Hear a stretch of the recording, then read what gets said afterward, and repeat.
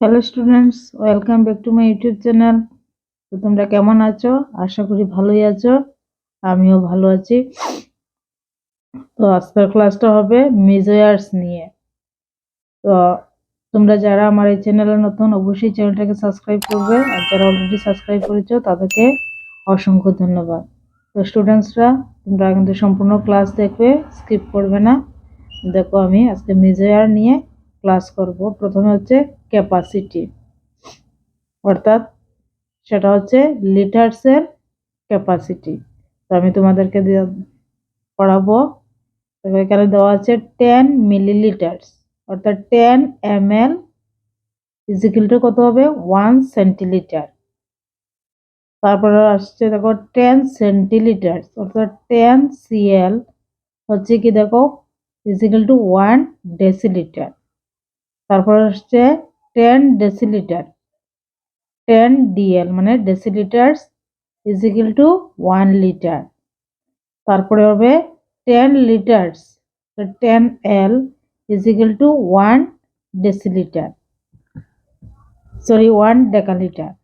তারপরে হবে 10 ডেসিলিটার্স is equal to 1 hectolitre. তারপরে হবে 10 হেক্টোলিটার্স ইজিক্যাল টু 1 কিলোলিটার। তো আমার ক্যাপাসিটি ক্লাসটা শেষ হয়ে গেল। এবার আসছি আমি লেংথ, যেটা মিটারের হিসাব আমরা যা এখান থেকে করি সেটার একটা সূত্র। দেখো আমি পড়াচ্ছি। 10 মিলিমিটার্স অর্থাৎ 10 mm, মিলিমিটার্স এর সংক্ষিপ্ত রূপ হচ্ছে mm। তো 10 millimetres is equal to 1 centimetre. 10 centimetres is equal to 1 decimetre. 10 decimetres is equal to 1 metre. তো এখানে দেখো দেওয়া আছে 1 metre is equal to 100 centimetre is equal to 1000 millimetre.